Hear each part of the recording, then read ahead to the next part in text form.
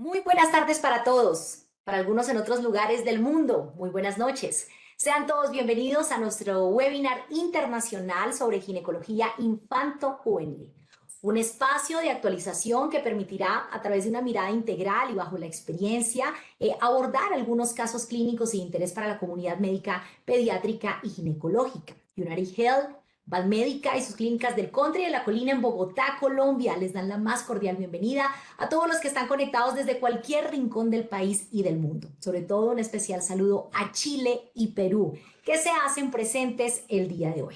Gracias a toda la comunidad médica, asistencial, que se conecta con nosotros en este momento. Veo alrededor de más de 50 personas conectadas en este momento a través de nuestro webinar en esta tarde, noche de hoy.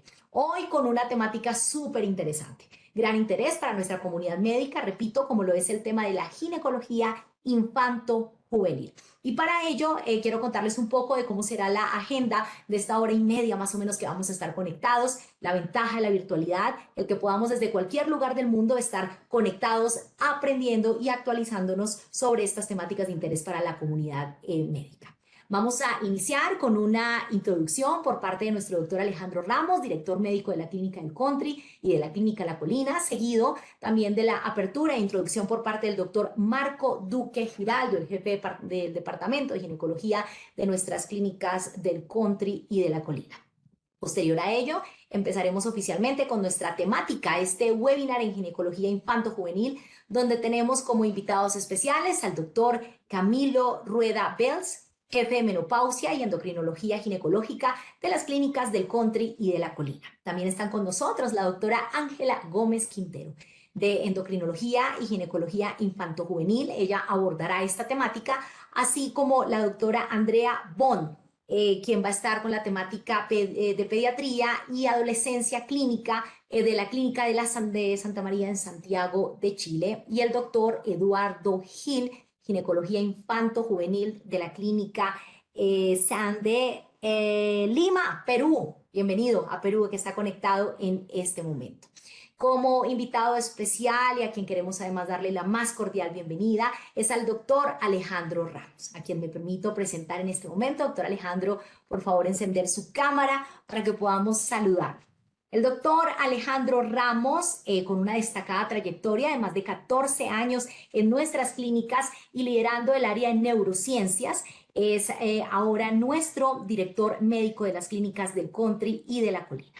El doctor Ramos es neurocirujano del Hospital Universitario La Samaritana, es fellow en neurocirugía de Massachusetts General Hospital en Boston, Estados Unidos, y fellow de anatomía microquirúrgica, neurocirugía vascular y base de cráneo del Instituto de Ciencias Neurológicas de Sao Paulo, Brasil.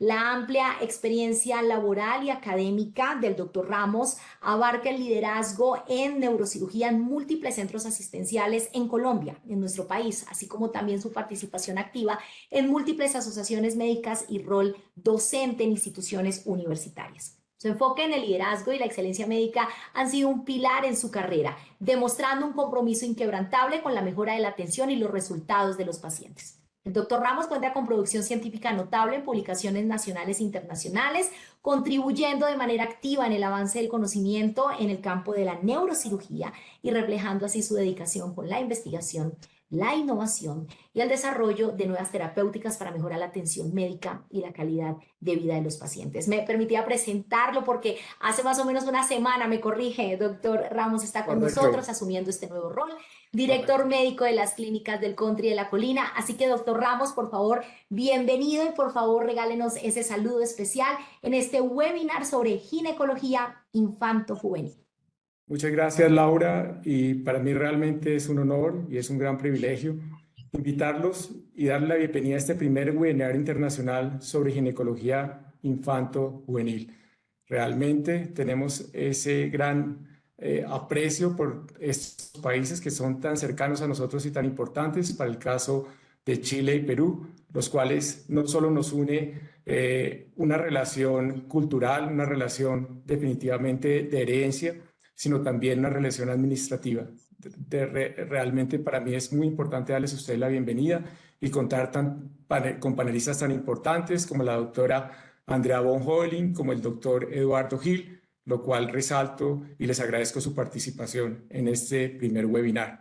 Igualmente quiero resaltar la participación de nuestros especialistas, el doctor Marco Duque, en su posición de jefe de ginecobstetricia de la Clínica del Country y la Clínica de la Colina. Igualmente resaltar la participación del doctor Camilo Rueda en la construcción científica, en la iniciativa y coordinación de este primer webinar. Naturalmente, y no menos importante, resaltar la participación de la doctora Ángela María Gómez, ginecobstetra de nuestras instituciones y especialista en ginecología infanto-juvenil.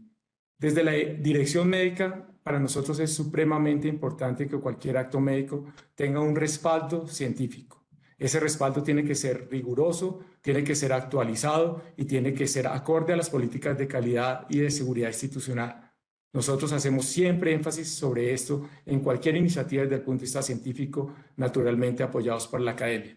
Para nosotros en la dirección es supremamente importante que todos y cada uno de nuestros especialistas, nuestro personal de salud, nuestros alternos participen en seminarios, participen en congresos, participen en producción científica y muy importantemente desde el punto de vista de la investigación.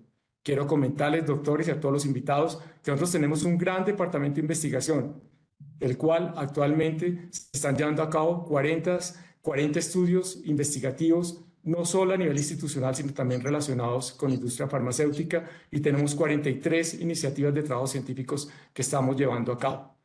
Nosotros somos, como decía inicialmente, una familia. Esa familia nos une naturalmente.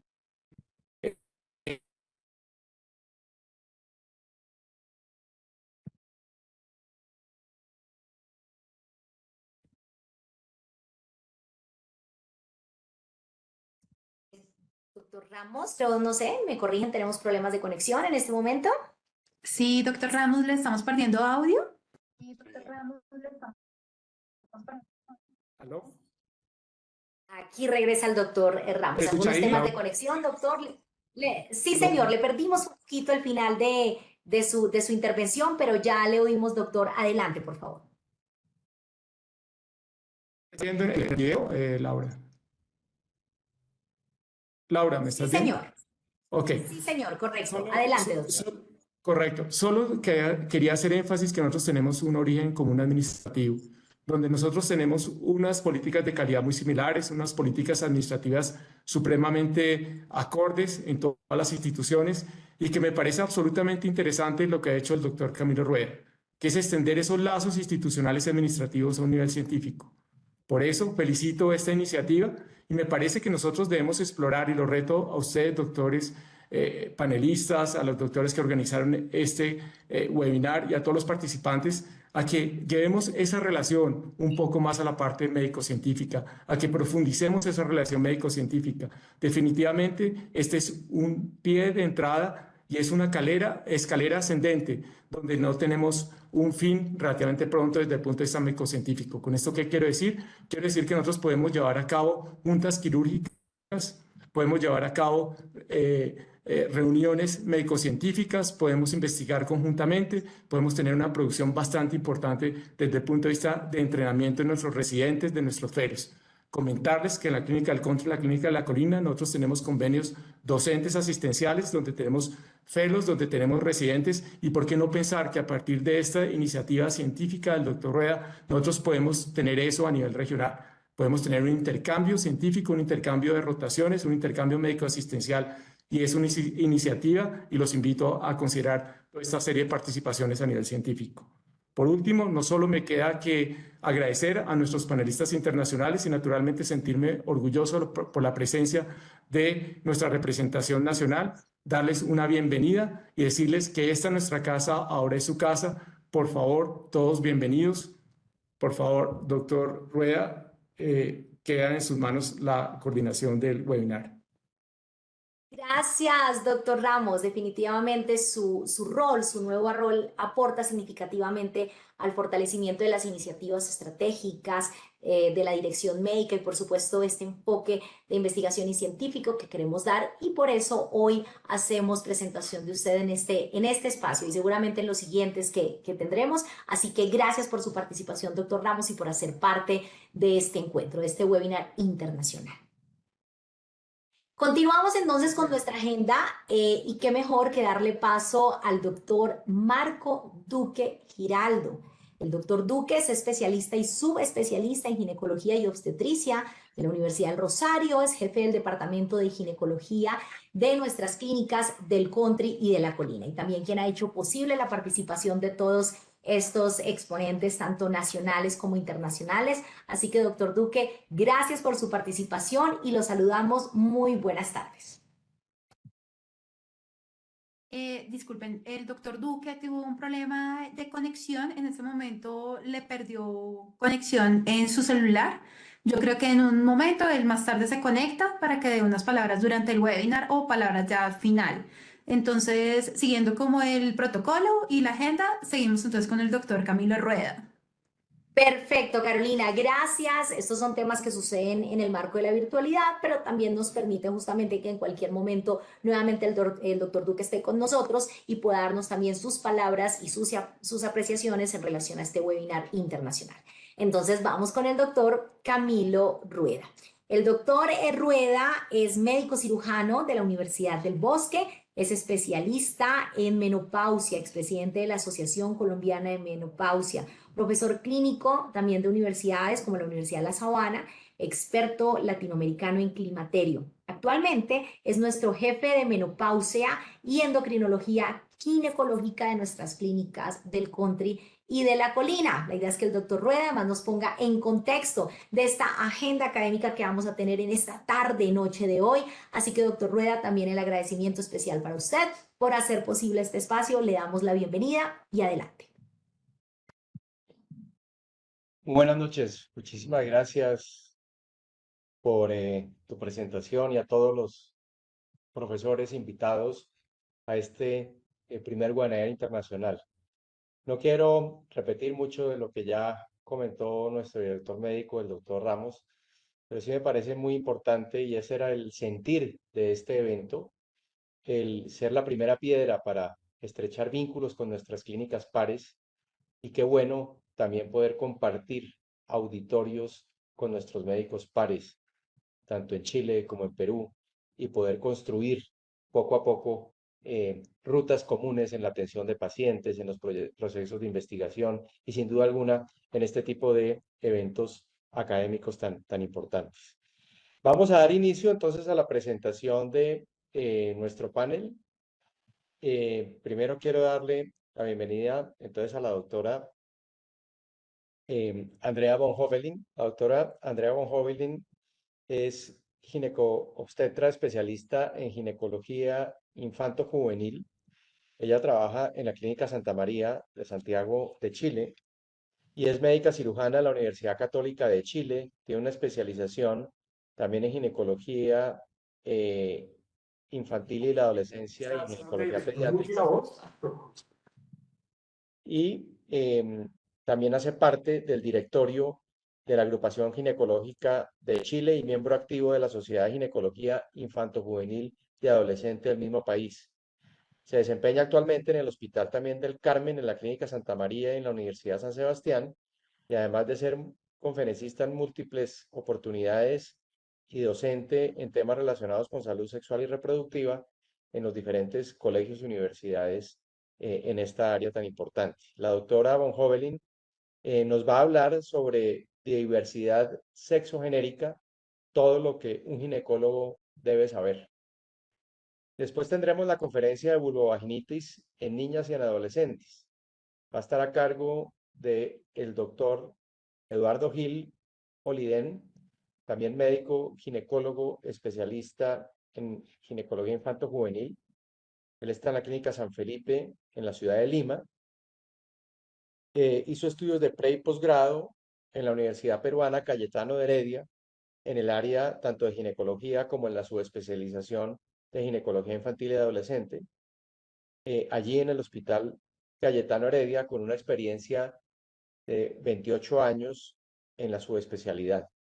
También es socio fundador de la Sociedad de Obstetricia y Ginecología Infantil y de los Adolescentes en el Perú y está encargado actualmente de la coordinación de la Unidad de Ginecología de la Niña y del Adolescente en la Clínica Internacional sede San Borja en la ciudad de Lima.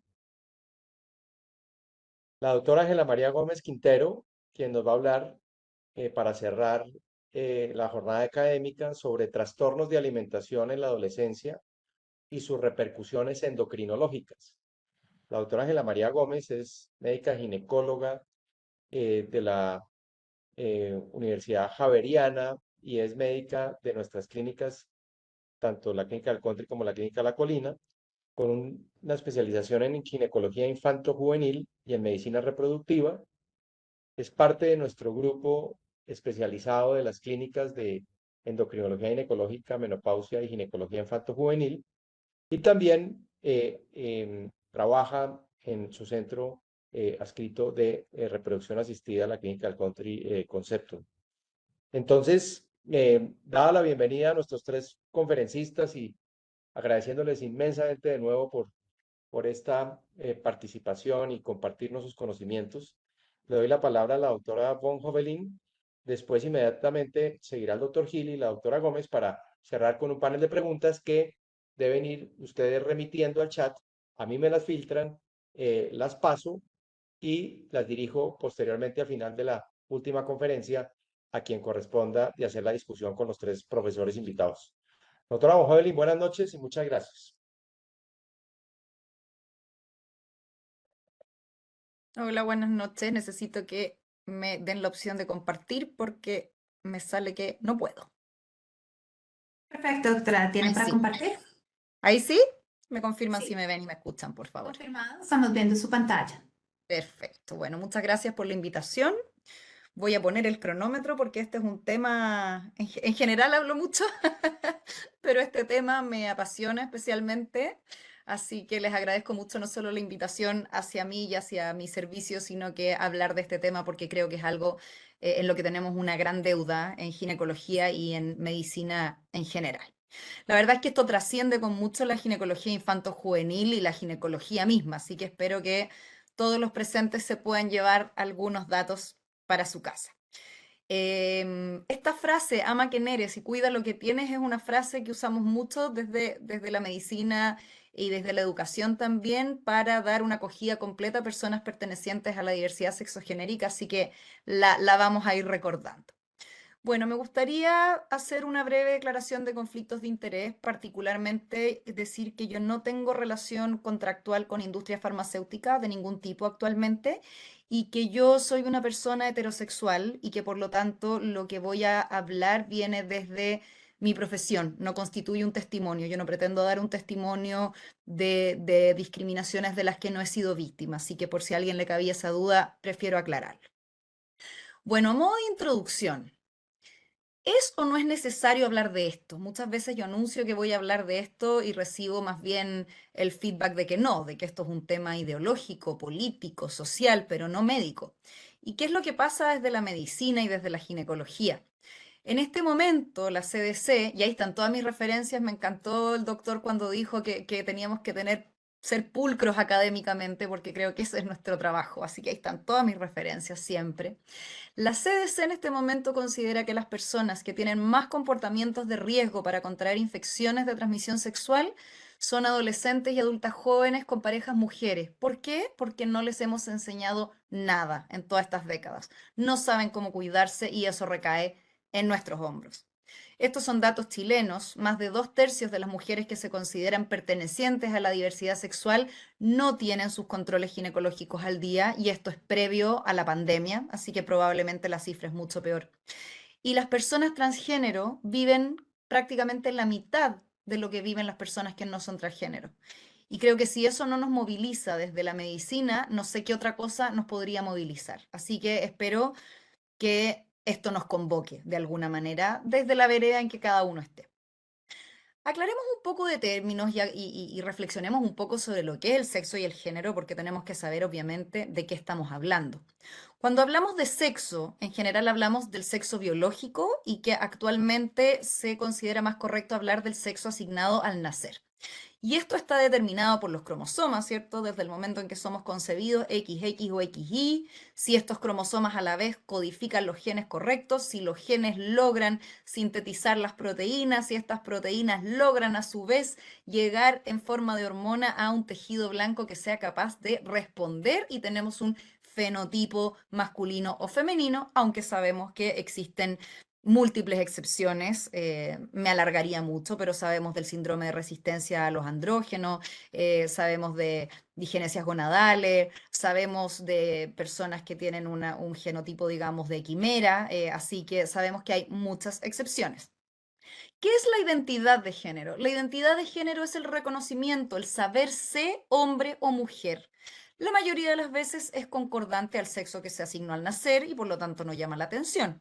La foto de la derecha es mi hijo, que un día me dijo, yo soy niño, y yo le pregunté, ¿y por qué tú eres niño? Porque yo sé que soy niño. Él lo comprendió a la perfección sin que nadie se lo enseñara. Él no me dijo porque tengo pene, porque me he visto así, me dijo, yo sé que soy niño. Perfecto. Esto se manifiesta en general, se verbaliza en la infancia temprana. No sabemos de qué depende la identidad de género. De hecho, hay gente que no cree en la identidad de género como concepto, que cree que es meramente cultural. Pero hay más evidencia científica de que sí existe la identidad de género y que tiene una interacción biológica, sobre todo la parte neurobiológica es la que está más en investigación en estos momentos, y que también hay alguna injerencia del ambiente y la cultura, si bien es un fenómeno, la disforia de género que se ha dado en todas las culturas y en todos los tiempos de los que se tiene registro. El rol de género no es lo mismo que la identidad de género y tienden a confundirse mucho. El rol de género es la expresión que me gusta hacer. Este niño bailando ballet, por ejemplo, podría considerarse que tiene, entre comillas, un rol equivocado, o esta niña jugando fútbol, ¿cierto? Pero la verdad es que esto es muy variable y depende mucho de la época y de la cultura de lo que se considere más femenino o más masculino. La orientación sexual es la dirección de mi interés, erótico y romántico. Y para que haya un interés erótico tiene que haber un impulso sexual y ese aparece durante la pubertad porque está en directa relación con las hormonas sexuales. Las siglas que a veces nos confunden mucho, ¿cierto? Y que decimos cada día hay más letras. Y sí, cada día hay más letras porque cada día hay más personas reivindicándose con cómo se sienten. Así que personalmente encuentro muy bueno que cada día haya más letras. La L es de lesbiana, que se refiere a homosexualidad femenina. La G en general se refiere más a homosexualidad masculina, la palabra en inglés gay. Bisexual, atracción por el género propio y otro. La T de trans, transgénero, transexual, que no necesariamente implica cambios corporales o una cirugía ni cambios hormonales. La I de intersex es la única letra que tiene que ver con algo biológico. Es cuando hubo alguna alteración en esta concatenación de cromosoma, gen, gónada, hormona. La Q de queer, la verdad es que es una palabra que no tiene una definición clara porque era una ofensa. Le decían queer a los hombres que no cumplían con el estereotipo masculino heterosexual. Y hubo después personas que reivindicaron esto, dijeron, sí, yo soy queer, pero es más bien una autodefinición.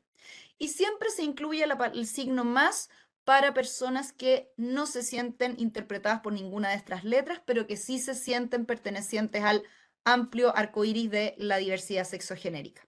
Para quienes no hayan escuchado la palabra cisgénero, es un término que se acuñó para hacer el contrario al transgénero.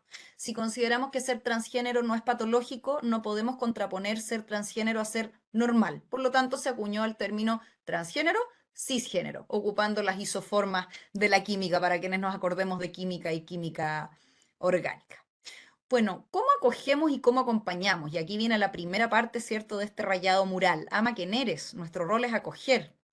Y tenemos argumento para acoger. Lo que dice la ciencia hoy, y ahí está nuevamente la referencia, es que la diversidad sexual no es una patología y tampoco es sinónimo de depresión ni de disforia. El objetivo es que nunca la haya. Y a lo que se llama es al modelo que se llama afirmativo. ¿Y en qué sentido afirmativo? A que quién eres tú como persona, cómo te expresas, cómo te sientes, yo lo acojo. ¿Por qué? Porque es una parte normal de nuestra diversidad como seres humanos. El modelo que se basa en reprimir las expresiones y en reparar lo que se considera, lo digo entre comillas, anómalo, no solo ha mostrado que no resulta, sino que aumenta la mortalidad. Y en medicina, cuando algo aumenta la mortalidad, se acaba la discusión. Y eso está ampliamente demostrado. ¿Cómo podemos llevar esta sapiencia a la vida diaria? Primero que nada, sepamos que todos somos diversos. Hoy día estamos hablando de diversidad sexogenérica, pero somos diversos en nuestra forma y tamaño corporal, en capacidades, en edad. Y si tenemos la convicción, ya sea religiosa, cosmovisión, política, de que cada ser humano es igual que yo en dignidad y derecho, no hay espacio para discriminar, tampoco por diversidad sexogenérica. Tenemos que hacer una educación precoz y adecuada en sexualidad y en corporalidad. Eso es protector para todos los niños y los adolescentes, y por lo menos en Chile lo estamos haciendo muy mal. Me encantaría saber la realidad de vuestros países.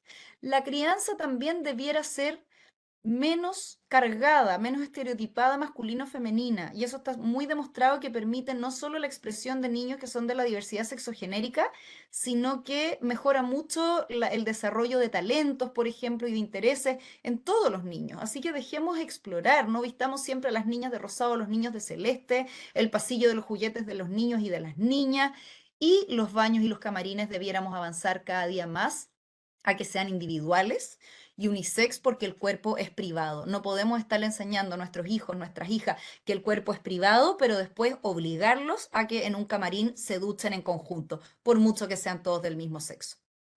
¿Cómo llevamos esto a la práctica clínica? Adaptando nuestra forma de hablar. Hay muchas herramientas, por ejemplo, para tener un diálogo menos estereotipado femenino-masculino a la hora de hacer la anamnesis, preguntar por pareja o por parejas sexuales en plural, para no cegarnos solamente en la monogamia y en la heterosexualidad, y son herramientas que podemos ir incorporando progresivamente. ¿Qué podemos ver en cada etapa del ciclo vital? Porque aquí ya vemos médicos y médicas que nos encargamos de distintos momentos de la vida. Los niños y las niñas no tienen orientación sexual, no tienen impulso sexual, por lo tanto no sienten atracción erótica por nadie. Punto final. Si hay un enamoramiento, en general es más bien una admiración. La expresión de género, es decir, los gustos, la forma de vestirme, las formas que yo elijo de jugar, incluyen la exploración lúdica, no es fija, cambia durante la vida. La identidad de género, en cambio, se sabe y se suele manifestar cuando hay libertad para expresarlo en la etapa preescolar. ¿Cuáles son las características? Porque hay veces que la gente se confunde y dice, entonces si un niño se quiere poner los zapatos de taco alto de la madre, es transgénero. No, eso puede ser exploración lúdica. Y la clave está en que el niño trans dice yo soy. No dice yo quiero ser mujer cuando sea grande, por ejemplo. Dice mamá, yo soy niña. Y las tres características claves son que persiste durante la vida, que insiste, es un niño que se enoja si uno le insiste en que es niño, por ejemplo, y hay una congruencia en todas las esferas de la vida. No es que juegue a ser niña en una esfera, por ejemplo, en el colegio, y en la casa esto se le olvida. Hay una congruencia en todas las esferas de la vida. Si esto se mantiene hasta la pubertad, prácticamente todos persisten durante toda la vida.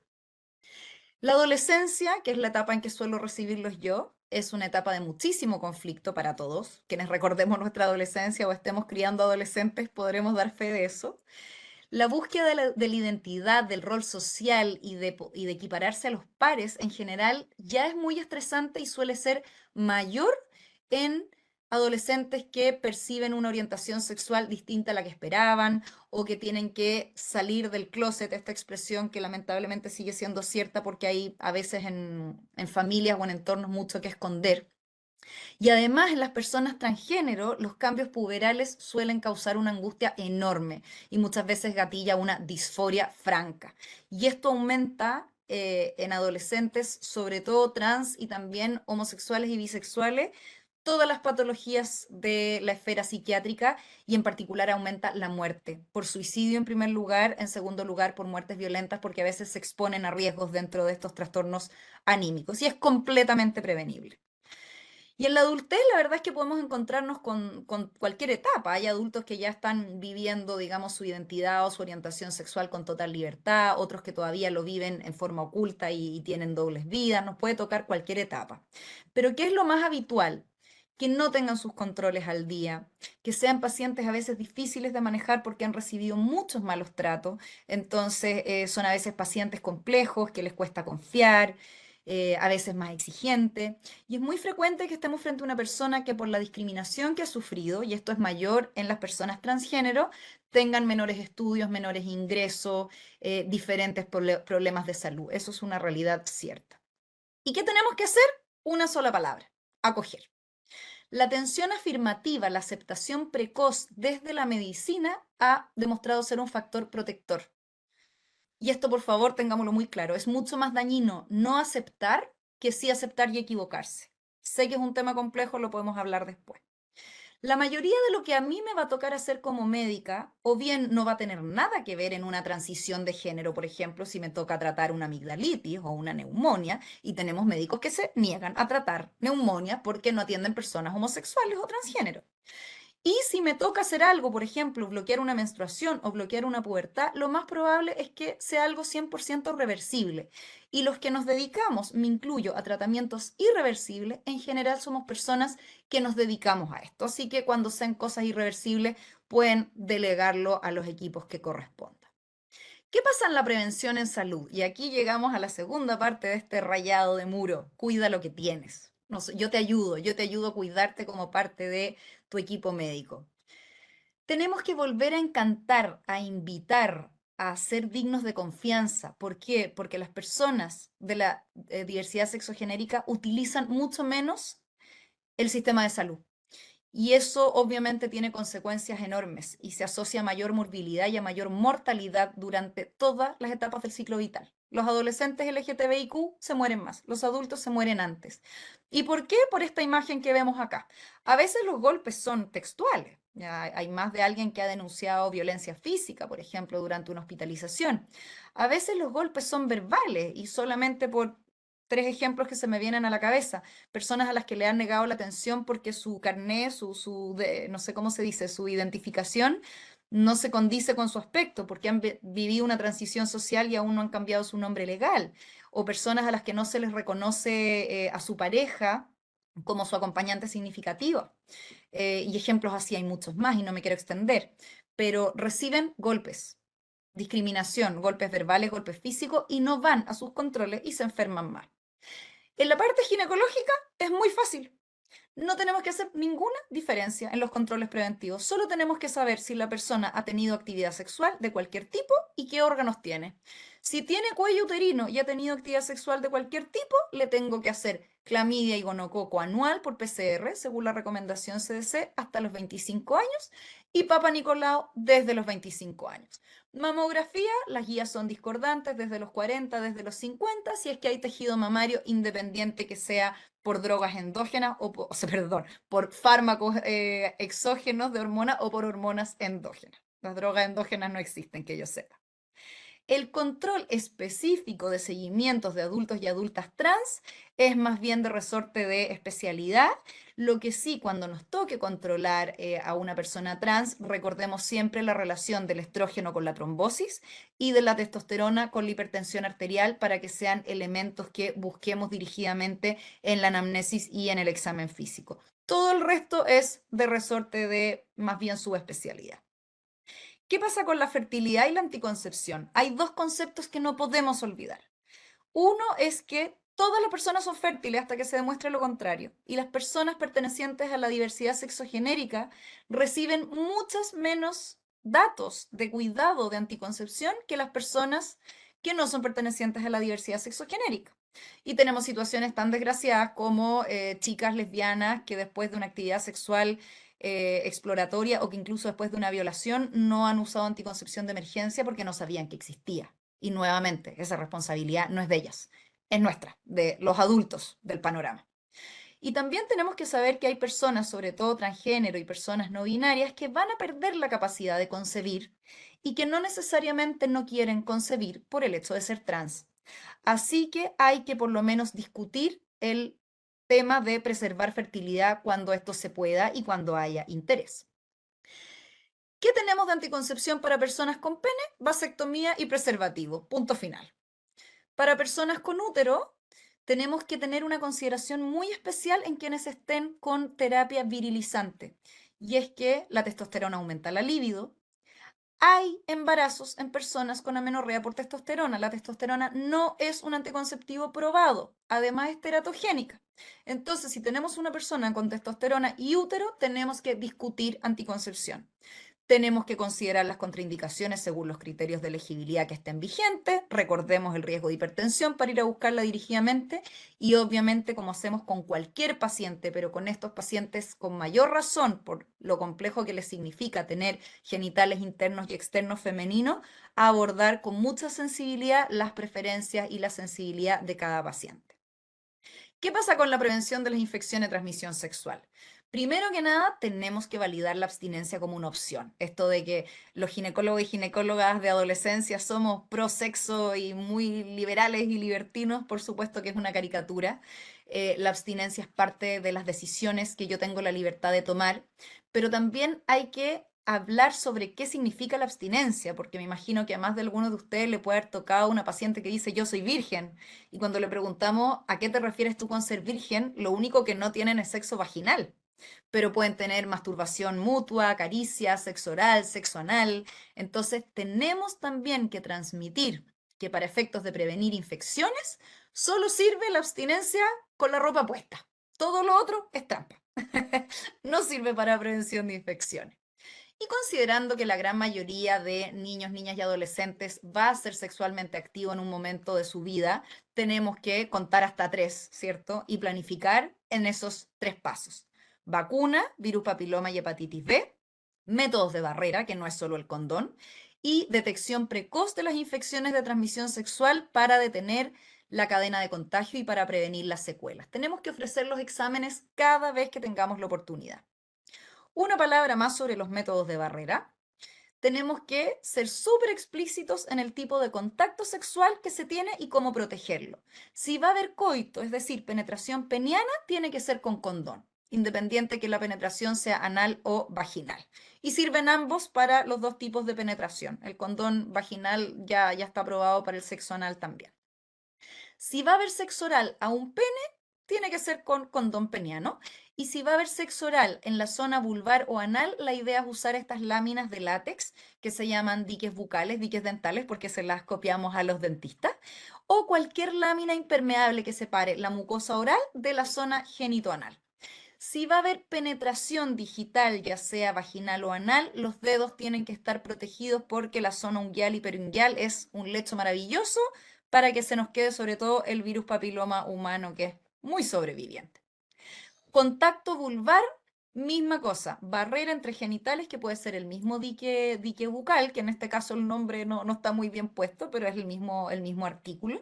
Evitar siempre el contacto con sangre y con lesiones, porque sabemos que son una forma de salida y entrada de microorganismos. Y los juguetes sexuales penetrativos tienen que ser de uso individual, o bien si se van a compartir, que sea con un preservativo individual entre el uso por una de los miembros de la pareja y la otra. No basta con el lavado con agua y jabón, nuevamente por el virus papiloma humano. Bueno, y a modo de mensaje final, la verdad es que tenemos que aceptar esta verdad dolorosa y incómoda, y es que estamos cayendo en tratos inadecuados con un grupo de personas, que son las personas pertenecientes a la diversidad sexogenérica, y no lo hacemos de mala fe, lo hacemos por desinformación, lo hacemos por prejuicio. Hasta el año 2012, las mujeres que tienen sexo con mujeres no existían en la literatura médica, no existían, ni siquiera como contacto sexual. Así que vamos derribándolo y por eso agradezco tanto estas instancias. Es cierto que hay mucho que no sabemos y me imagino que muchos de ustedes tienen llena la cabeza de preguntas. ¿Qué pasa si nos equivocamos y le damos tratamiento a una persona y después se arrepiente? Es verdad, hay mucho que no sabemos, pero sabemos que lo que estamos haciendo ahora, sobre todo al momento de discriminar y de dificultar una transición en caso de una persona trans, causa mayor mortalidad. A eso le tenemos que tener miedo. Como dice el doctor Rosenthal, que es un endocrinólogo de San Francisco, encantador, que se dedica a esto, dice, en este caso, no intervenir no es una opción neutral. Este es un paper maravilloso que se los dejo recomendado porque es un paper al revés. Es un paper que recoge información que los pacientes quieren que nosotros sepamos. Se le preguntó a personas trans y no binarias, adolescentes y infancia, que querían ellos y ellas transmitirle a sus médicos.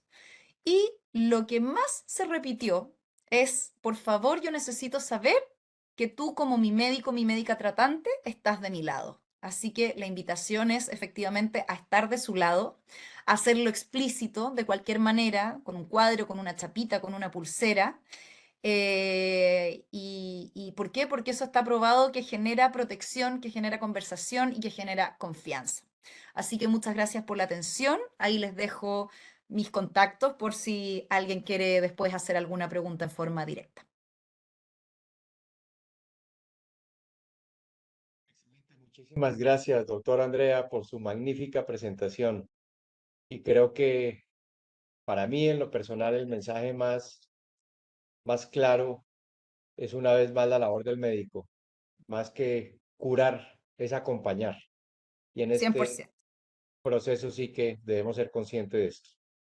Muchísimas gracias. Les quiero recordar a todos los asistentes, ya tenemos en este momento 96 participantes, que por favor nos dirijan a través del chat las preguntas. La gente que está tras bambalinas de comunicaciones me transmite a mí las preguntas para al final hacer la ronda de discusión. Entonces vayan anotando las preguntas para la doctora Andrea. Damos paso al doctor Eduardo Gil, quien nos va a hablar, como lo comentábamos en un comienzo, en la introducción, de vulvovaginitis en niñas y adolescentes. Bienvenido y muchas gracias de nuevo, doctor Gil.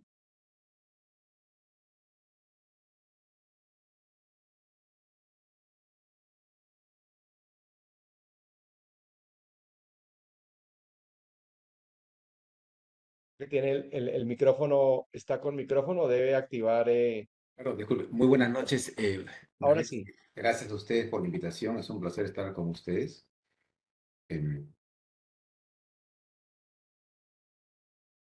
a diferencia de la doctora Bonjoveni que me precedió, ha hecho una charla maravillosa de un tema muy bonito, muy bien planteado.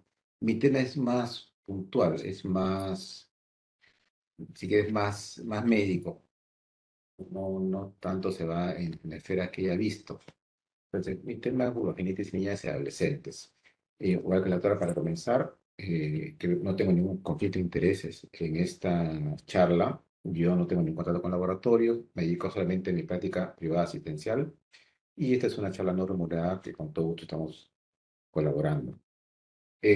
Comenzando con la definición es muy simple. La vulvogenitis es una inflamación de la vulva y los tejidos vaginales. Hasta ahí ya dije todo, pero tampoco he dicho nada. Entonces, ¿por qué esta charla está presente en este conversatorio? Básicamente, porque la vulvaginitis es la primera causa de consulta a ginecología pediátrica, tanto en la niñez como en la premenarquia, en todas las edades. Y según las diversas series, representa entre el 60 y el 80% de la consulta. Este es un estudio que hicimos cuando estábamos comenzando nuestros pininos en ginecología pediátrica. Lo que hicimos fue tabular la incidencia en el hospital, en el servicio.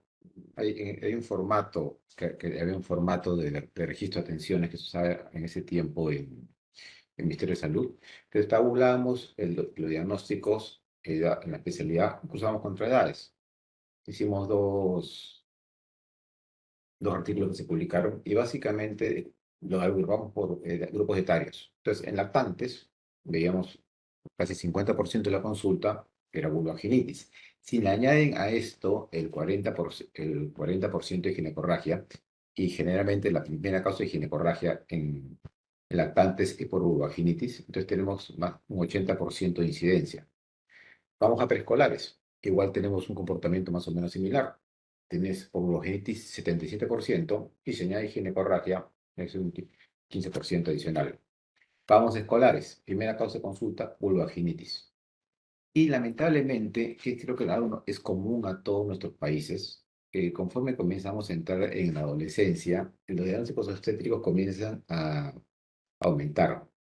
Entonces, en la adolescencia temprana, tienes una pequeña proporción de diagnósticos obstétricos, después seguían los trastornos de ciclo y vulvaginitis, por ahí.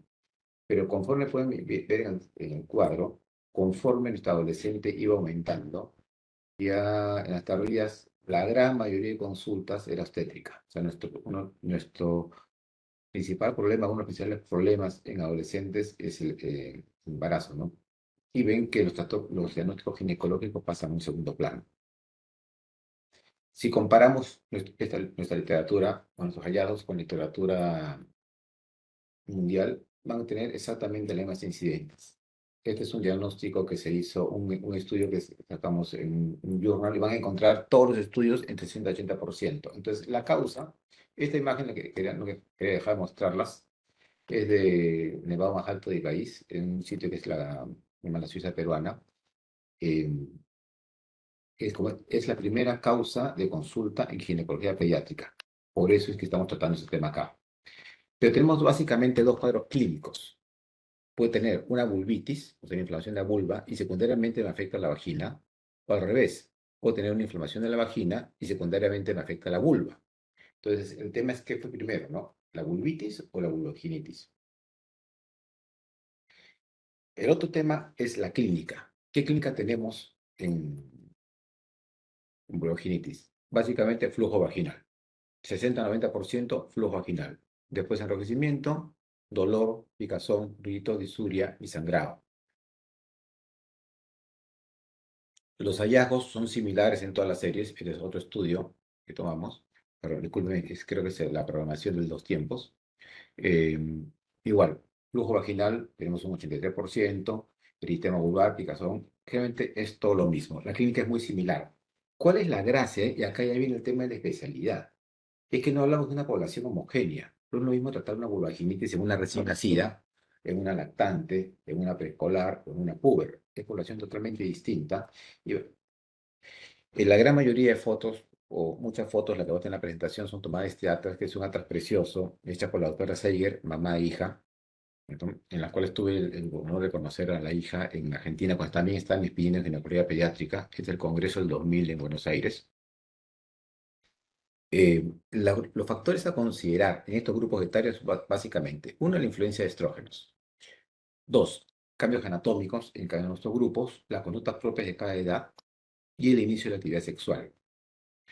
Para el tema de estrógenos, básicamente hay dos bases. Uno, cuando recién nace, que es por origen materno. Puede ser también en la lactancia, si la madre está consumiendo estrógenos, esto pasa en la leche, ¿no? Y en la adolescencia. Entonces, los estrógenos nos van a dar, como en este caso, en una niña recién nacida, muchos cambios en la vulva, consecuencia de la estrogenización. Lo que vamos a ver son labios mayores gruesos, van a ver una leucorrea fisiológica, ¿no? Una mucosa vaginal muy engrosada.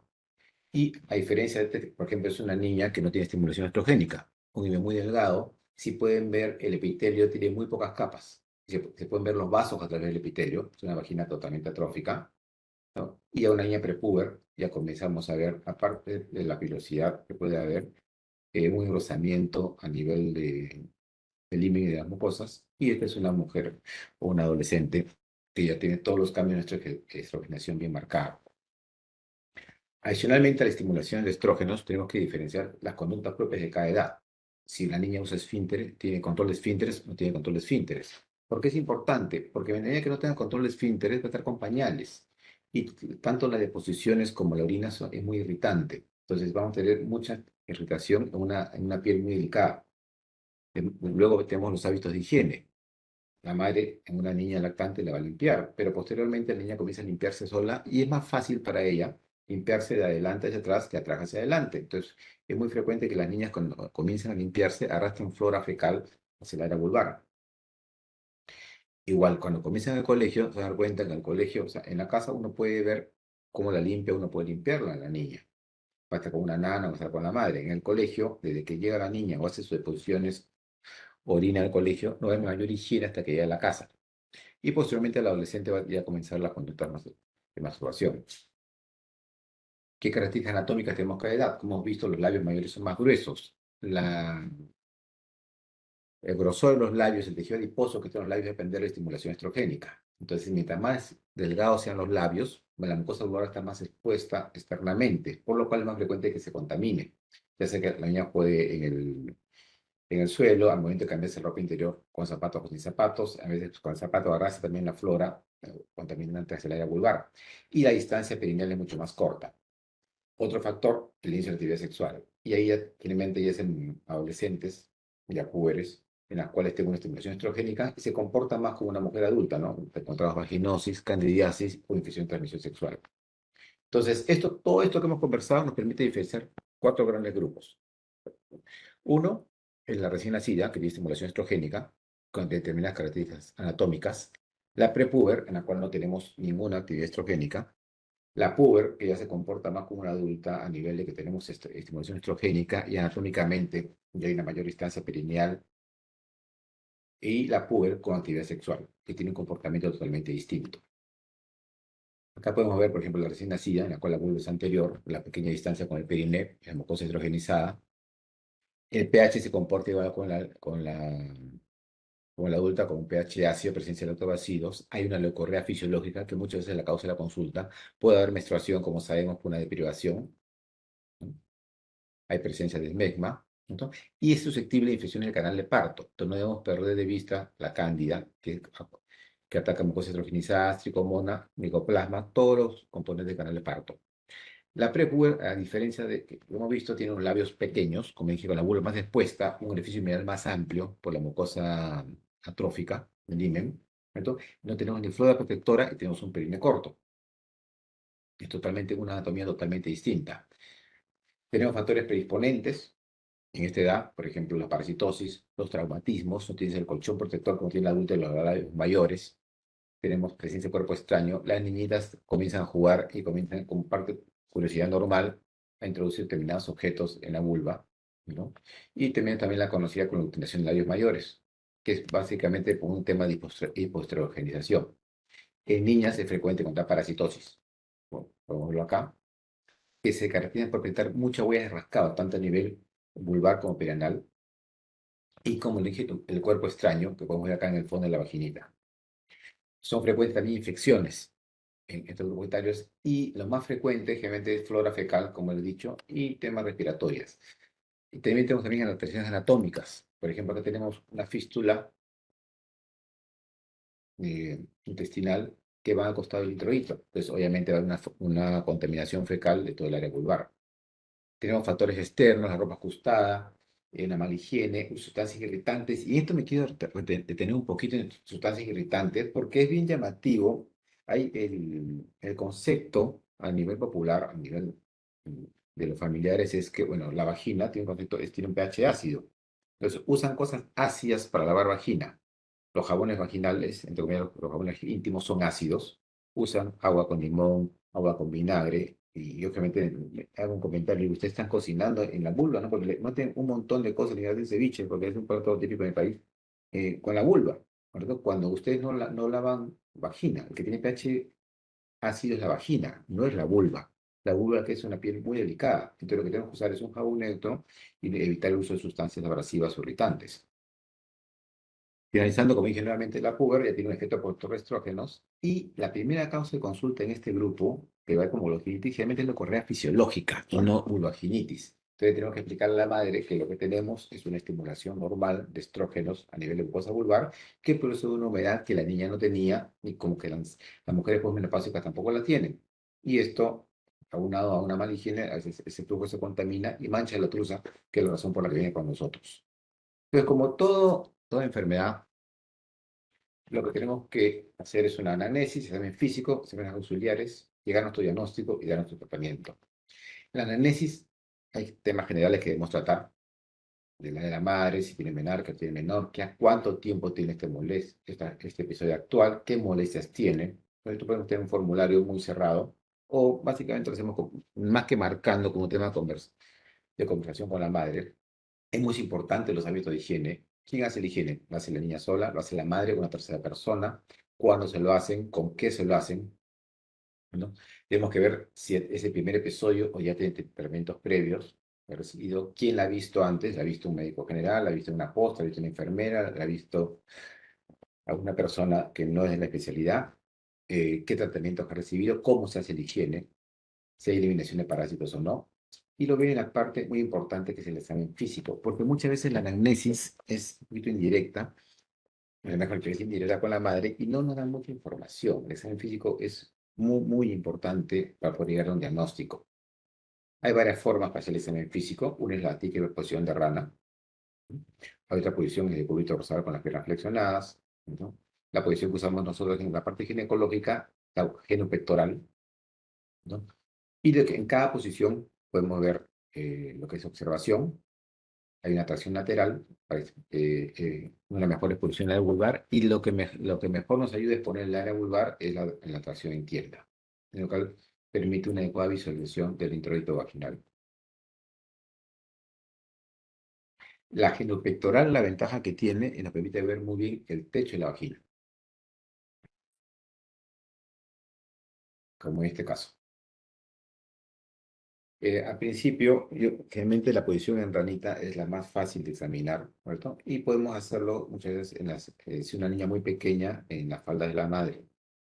Porque obviamente la niña se asusta, mucho está acostumbrada al pediatra que cada vez que ve la pinchan, cada vez que sabe que va a haber un dolor. Entonces, generalmente los niños son medio reacios cuando nos ven en mandil. Pues tratar de que la vestimenta sea apropiada, evitar que estemos con mandil o el consultorio tenga área muy médico, porque los niños no son sonsos, son lo último que son sonsos y nos tienen miedo. En el examen físico tenemos que ver si hubo una higiene previa o no y el examen cuando lo han lavado, porque eso puede barrer muchas muestras de contaminación, ¿no? Digamos, la piel, si es normal, huella de rascado, eritema, si hay presencia de megmas y cambios hipercrónicos que nos dicen que el tema es algo crónico, ¿no? Busquemos consideraciones, otro tipo de lesiones. Y el flujo, tenemos que ver que el flujo cómo es, el color, el olor, la consistencia. Si no encontráramos flujo, una maniobra para poder evaluar el flujo es hacer Valsalva a la niña que tosa y hacer una pequeña presión a nivel suprapúbico. Vemos si mancha la ropa interior, qué color mancha la ropa, si hay sangrado o no. Muchas veces pueden ser leucorreas fisiológicas que por una mala higiene de la niña se contamina y mancha la truza y angustia más a la madre que la misma niña. Entonces, básicamente tenemos que distinguir con todo esto del examen, perdón, dos tipos de vulvaginitis. Aquella que es específica, pero una específica general por un tema de higiene, una afectación general, y aquella que es infecciosa o puede tener un diagnóstico particular, como este caso, que es una dermatitis de pañal, típicamente en las recién nacidas, en las lactantes, en las cuales vemos que el área comprometida es toda el área que el pañal cubre. Acá tenemos otro ejemplo. ¿Verdad? Se puede, aparte de la dermatitis, puede complicarse con una cándida sobreagregada. Acá, por ejemplo, tenemos una vaginosis. Cuando hay mucha irritación a nivel de mucosa vulvar, como en este caso, que está tan irritada que ven que la mucosa está muy edematosa a nivel de himen, que esas indentaciones hasta parecía que hubiera debido a una ruptura, es simplemente edema mucosa, o ulceraciones, generalmente piensan en un germen intestinal. En una intestinal, la primera causa, Shigella flexneri, y puede hasta ser hemorrágica. En el estudio que, como les comentaba, todos los cultivos que se hicieron en uroquitis hemorrágica que fueron positivos a Shigella flexneri, germen de obviamente gastrointestinal, y el tratamiento con antibióticos. Puede haber infecciones de piel, por ejemplo, puede haber un estrecto, puede haber un staph, en estos casos, puede haber una cándida. La cándida se caracteriza por los bordes designados. Acuérdense que la cándida requiere una mucosa estrogénica para alimentarse. Entonces, no hay candidiasis vaginal en niñas. Lo que hay es vulvar, solamente en el área vulvar. No existe tanto como igual que las menopáusicas. O sea, la cándida le encanta la mucosa estrogenizada con mucho glucógeno. Entonces, tiene que ser una mucosa de una prepuber, una puber, o por ejemplo, las gestantes. Sabemos que en las gestantes hay un montón de candidiasis, ¿no? Como en este caso. Más cándida, pero solamente en área vulvar. Si pueden observar al fondo, la mucosa vaginal está sana. Puede haber purulentas, como en este caso acá, que usualmente son por estrecto, ¿no? O por germen respiratorio, tipo hemófilos. También podemos tener lesiones, como en este caso, vulvares, como una varicela o como un herpes, que dan las típicas lesiones vesiculares. Pues todas las manifestaciones que podemos tener a nivel de mucosa mucocutánea con las eruptivas, también tenemos en la mucosa vulvar. No olvidemos la enfermedad de transmisión sexual, como en este caso, la sífilis. Y un caso muy frecuente también es la vulvitis por esmegma. Entre los ganglios mayores y los menores hay unas glándulas que producen esmegma, que es una secreción sebácea. Entonces, como usualmente la madre la lava solamente con agua, no usa jabón, esa grasa con jabón no va a salir. Entonces se acumula y da mal olor, se acumula este material y irrita. Cuando sale van a ver el área donde estuvo irritada. Es una vulvitis por el megma, como en este caso en el lado izquierdo. Y después ya vienen las leucorreas fisiológicas, que es muy frecuente en el comienzo de la adolescencia, y la madre se asusta porque tenía una niña que no, una hija que no mojaba la ropa interior y ahora lo está mojando. Laboratorio que tenemos para histológicos seriados, Graham, el cultivo de secreción vaginal. Y acá me voy a detener un poquito. ¿Por qué? Porque los cultivos de secreción vaginal hay que tomarlos con un hisopo uretral, muy bien, no como los hisopos comunes porque son muy gruesos, van a incomodar. Pero la utilidad del cultivo es muy limitada. En este estudio, por ejemplo, ¿por qué es limitada? Una, porque tendrías que tener controles con niñas sanas. Y es complicado tener controles con niñas sanas porque usualmente a un padre le dices, oye, a tu hijita vamos a tomar un cultivo que está sana, no va a atracar, no funciona. Entonces es complicado. En este caso se hicieron un estudio grupo controles, es una población bastante grande, y lo que encontraron es que los gérmenes entre un grupo y otro, entre el grupo controles y los grupos que tenían síntomas, no había mucha diferencia. Había cultivos positivos tanto en las niñas sanas como en las que tenían síntomas, ¿correcto? No había un germen predominante y la flora que se encontraba cuando se aislaba un germen, ¿correcto? En las niñas, en tu grupo control con ellas sintomáticas, no había una diferencia significativa. Uno de los gérmenes más frecuentes fue el Streptococcus pyogenes y adicionalmente la flora fecal. Entonces, para tener un diagnóstico, o sea, para yo poder dar un tratamiento adecuado, tengo que tener un diagnóstico correcto. De lejos, la primera causa es inespecífica. Entonces, lo que tenemos que hacer primero las medidas generales. Tengo que mejorar el aseo, disminuir la contaminación fecal, disminuir las sustancias irritantes, podemos usar astringentes si tenemos una bula muy comprometida y solucionar los factores predisponentes. Entonces, con esto, pues 80-90 de los casos están solucionados en el transcurso de 2 a 3 semanas. El tratamiento específico, como dije, es muy controversial porque el cultivo no nos va a ayudar porque no van a diferir mucho entre una niña sana y una niña que tiene síntomas. Pero estadísticamente, si vemos que no mejora, debemos considerar después la posibilidad de usar un agente para una etiología en particular. Básicamente, podría ser amoxiclavulánico, depende una cefalosporina primera, y en el caso de hemorrágica, ciprofloxacina. Si no mejora, ¿correcto? Ya tenemos que reevaluarla. Probablemente reevaluar con una posición genopectoral o hacer una vaginoscopía. Entonces, el algoritmo de manejo, por lo menos en fácil es, viene una paciente con vulvoginitis.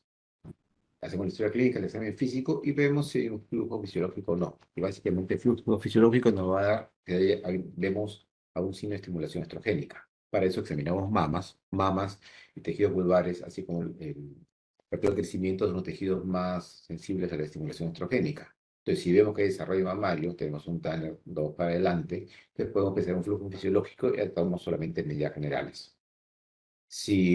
Cuando pensamos en laboratorio, si sospechamos por parásitos, si hay una secreción sanguinolenta o purulenta, pues básicamente no responde al tratamiento, es un flujo recidivante.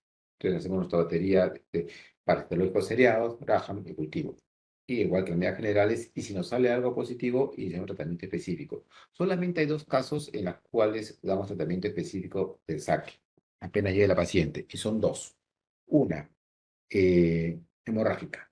Si es hemorrágica, tenemos tratamiento. Usualmente, la Fresneri, tiene una experiencia y en todas las series, por lo cual ciprofloxacina 10 por kilo por dosis, por unos 10 días. Con eso soluciona el tema de la hemorrágica o purulento. Purulento puede ser cipro, amoxiclavulánico, como dijimos, una cefalosporina primera. Si no, damos tratamiento de medidas generales, reevaluamos. Si falla, vemos si hay una falla, no tomaron un tratamiento, la madre no le quiso dar porque necesitó que no le diera antibióticos, o no cambiaron los hábitos de higiene, o los factores predisponentes continúan. Pues reevaluamos, y si no hay una curación y ya dimos el antibiótico y no mejora, como dije, una inspección genopectoral o una vaginoscopía para descartar la presencia de un cuerpo extraño. Si encontramos cuerpo extraño, tenemos otro diagnóstico, lo sacamos. Si no lo encontramos y tenemos un recidivante, estas que molestan y molestan, una opción es dar tratamiento con estrógenos.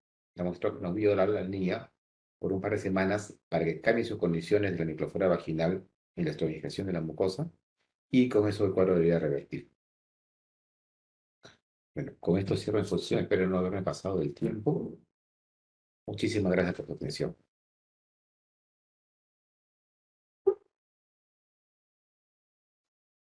Gil, muchísimas gracias. Creo que nos ha hecho un recorrido muy completo de toda la patología vulvovaginal y fundamental, ¿no? Ese limbo entre la consulta de pediatría, la de ginecología y cuándo analizar un flujo o una patología más fisiológica y cuándo no. Creo que ese ha sido un gran mensaje. Muchas gracias. Les recuerdo de nuevo seguir apuntando las preguntas que la audiencia tenga para poderlas eh, incluir en el chat. Vamos a darle paso a la última conferencia, la doctora Ángela María Gómez Quintero de nuestro grupo de endocrinología ginecológica, patología infanto-juvenil de la Clínica del Country y la Colina.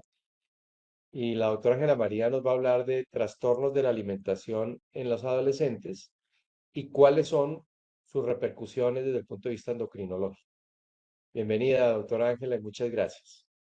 Hola, muchas gracias. Bueno, muy contenta de estar en este espacio que ya todos hemos mencionado, tiene un valor enorme, sobre todo porque aunque los tres personas que estamos acá y muchos de los que están acá acompañándonos estamos enfocados en esta población de pacientes, yo creo que en general los ginecólogos siempre vamos a estar expuestos a niñas y adolescentes directamente o a través de nuestras pacientes que son mamás de esas pacientes. Y creo que es muy importante tener en cuenta todo lo que hemos mencionado hoy, porque el solo hecho de tener la posibilidad de prender las alarmas y de tener banderas rojas para saber a quién remitir es sumamente importante y a veces es la única puerta de entrada que tienen las pacientes. Voy a compartir aquí mi pantalla.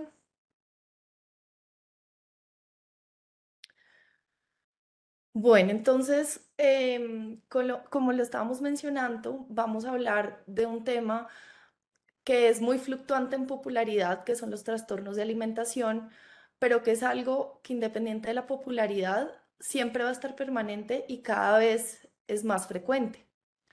El espectro de los trastornos de alimentación, digamos que es muy amplio, pero es muy importante que recordemos que la prevalencia global está en aumento. En este estudio, en este metaanálisis que se publicó en el 2019, reportaron casi el doble de la prevalencia a nivel mundial.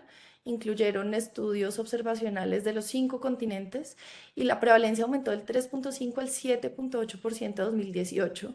Y de todas estas pacientes, el 40% aparecen durante la adolescencia.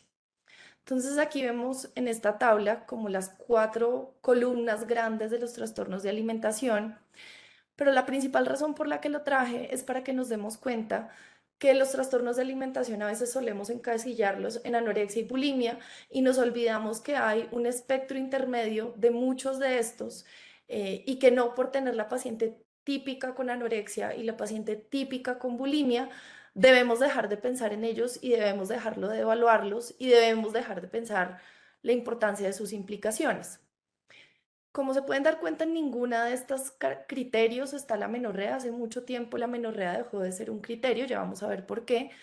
Y principalmente los criterios están, obviamente, en cuanto al comportamiento alimenticio, en cuanto al peso, la imagen corporal, si hay un comportamiento por atracones y otras conductas dentro de las que se incluyen los atracones, los ayunos, exceso de ejercicio y otro tipo de características que pueden encasillar a estas pacientes en esos matices grises de los trastornos de alimentación. Entonces, ¿por qué los ginecólogos tenemos que saberlo? Porque los ginecólogos somos el médico familiar de las mujeres. Y muchas veces pasamos por delante una cantidad de cosas que las pacientes nos están diciendo durante su discurso en la anamnesis y por medio del cual podríamos detectar. Entonces, ¿Qué preguntas son súper importantes tener en cuenta? ¿Cómo se siente una paciente respecto a su peso e imagen corporal? Usualmente solo lo pensamos si vemos a la paciente muy desnutrida, pero de pronto no lo pensamos en la paciente con sobrepeso o en la paciente con peso normal, índice de masa corporal. ¿Y cómo nos podemos empezar a dar cuenta? Una paciente que se viste, digamos que diferente, que puede usar ropa más holgada o en relación con, como lo decía la doctora Andrea, que pueda tener también una disforia de género.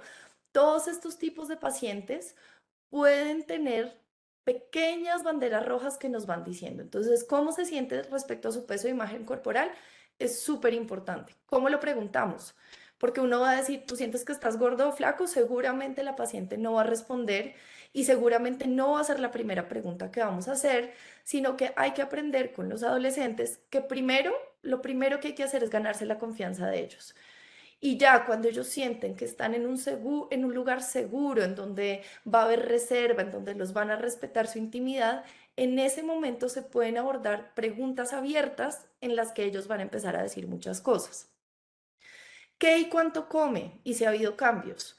Lo usual es no come nada o come mucho, pero nunca pensamos en esas pacientes, nuevamente, que en teoría tienen hábitos alimenticios normales, pero que en las noches hacen atracones, que viven obsesionadas con dietas desde muy temprana edad, que de repente hicieron un cambio al vegetarianismo, al veganismo.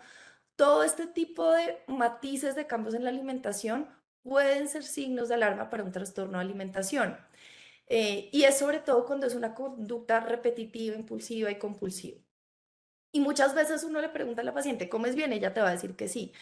De pronto hay que preguntar, ¿qué desayunas? ¿Hoy qué almorzaste? Como para ayudarlos a que ellos mismos nos vayan dando la historia de lo que realmente están comiendo y nosotros poder de ahí, digamos, sacar mejor la información. El ejercicio es otro elemento súper importante. La gente joven cada vez más como en esa onda de el estilo de vida saludable, de cuidarse, de cuidar el cuerpo, de estar bonito, de cuidarse mucho, de ser vanidoso, a veces también tienen conductas compulsivas con respecto al ejercicio. Entonces, eso es muy importante, la frecuencia, la duración, la intensidad del ejercicio. Otros síntomas o comportamientos, de pronto a simple vista en la anamnesis inicial no lo vamos a tener, pero en el examen físico nos podemos dar cuenta. Entonces, me ha pasado con frecuencia que vienen pacientes para un control ginecológico o porque tiene síntomas difusos inespecíficos y en el examen físico vemos muchas cosas que la paciente no nos dice, pero su cuerpo sí nos lo dice. Por ejemplo, signos o estigmas de ansiedad. Las pacientes que se aruñan, se rascan y dejan estigmas de rascado. Las pacientes que se autolesionan. Las pacientes que tienen dermatitis severas en extremidades, en el cuerpo. Hay pacientes que incluso, como les mencionaba, en relación con la disforia de género, también podemos ver que tienen marcas de trauma en las zonas de los genitales, en las zonas de los senos y muchas veces también se autolesionan en zonas tapadas por la ropa. Entonces, por eso es supremamente importante que a todas las adolescentes las debemos hacer un examen físico completo. A veces los ginecólogos, por el hecho de que nos dicen que no tienen vida sexual, hasta ahí llega nuestro examen físico, nos limitamos a tomarles tensión, de pronto enseñarles el autoexamen de seno y no más. Pero resulta que poner a la paciente en ropa interior nos va a dar muchísima información y nos va a ayudar a enseñarle a la paciente muchas cosas que de pronto ella ni siquiera se ha dado cuenta que tiene. Entonces el examen de físico completo es súper importante y el control del peso también, porque muchas veces nos pasa que la paciente dice, ay no, es que me estreso, no, yo ya me pesé el otro día. Entonces ese yo ya me pesé el otro día o es que me estreso puede estar ocultando detrás un problema grave en donde cuando la paciente se enfrenta a la balanza hace una crisis de ansiedad. Muchas veces nosotros por evitar ese momento de estrés o disparar esa ansiedad en la paciente, a veces evitamos el peso, no, no te preocupes, no mires el peso, o bueno, dime cuánto pesaste y ponemos eso, pero parte de hacer conciencia del trastorno de alimentación y empezar a abordarlo es hacer el control de peso evidente para la paciente. Entonces, muchas veces las pacientes con trastornos de alimentación pueden tener una disminución de peso no tan perceptible porque el índice de masa corporal esté normal. ya sea porque no está en el extremo de la anorexia nerviosa, sino que de pronto está más en una restricción de alimentos selectiva, pero la simple disminución de peso en comparación con los controles previos ya nos debe alertar que algo está pasando. El exceso de ejercicio, como se los mencionaba, los cambios en el patrón alimentario, las dietas excesivas, los cambios repentinos en la alimentación vegana o vegetariana. Y otra cosa súper importante son los síntomas gastrointestinales persistentes. Muchas veces llegan a ginecología por dolores bajitos, como dicen acá en Colombia, y la primera, digamos que razón, ¿no? Que los ovarios, que no está ovulando, pero a veces son síntomas gastrointestinales difusos que nos empiezan también a alertar que hay un trastorno de alimentación detrás. Entonces son pacientes que ya les hicieron ecografía, que les han hecho de todo y no le encuentran nada. Esas pacientes con síntomas gastrointestinales persistentes, con estigmas al examen físico, con un tema de astenia, dinamia persistente y fatiga, por supuesto, hay que también descartar otras cosas en el diagnóstico diferencial, pero dentro de ese diagnóstico diferencial, los trastornos de alimentación son sumamente importantes. Y ya después de haber todo hecho eso, ahí sí ya podemos tener en cuenta los trastornos del ciclo menstrual, que a veces es la razón por la que muchas llegan. Digamos que esa es la paciente, entre comillas, fácil, porque llegó ya por una alteración ginecológica, que más que la causa es el síntoma de la enfermedad subyacente. Lo mismo la pubertad retardada y lo mismo los retrasos en el crecimiento. Entonces, vamos a revisar con respecto a, ay, perdón, ¿cómo escondo este? Bueno, con respecto a las temáticas que vamos a revisar, vamos a hablar, por supuesto, de los trastornos del ciclo menstrual, sobre la salud ósea, la anticoncepción, la salud reproductiva y al final vamos a hacer como un resumen de las recomendaciones de práctica clínica. Entonces, sabemos que los trastornos del ciclo menstrual, el más frecuente es la menorrea, y la menorrea es producto de una restricción en la ingesta, un exceso de ejercicio, ya sea por ejercicio físico o estrés emocional, y pérdida de grasa, y todo esto al final lo que va a producir es hipoestrogenismo. Pero algo muy importante, y era lo que les decía dentro del espectro, es que no todas las pacientes cursan con amenorrea.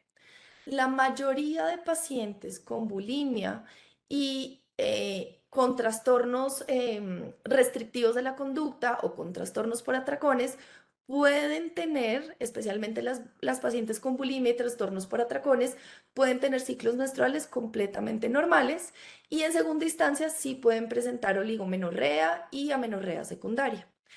Las pacientes con anorexia nerviosa sí es más frecuente que presenten amenorrea secundaria, pero también pueden presentar ciclos menstruales regulares. Entonces, digamos que ya sabemos que la amenorrea no es un criterio diagnóstico, pero la irregularidad menstrual se puede presentar de diferentes maneras, independiente del subtipo de trastorno de alimentación.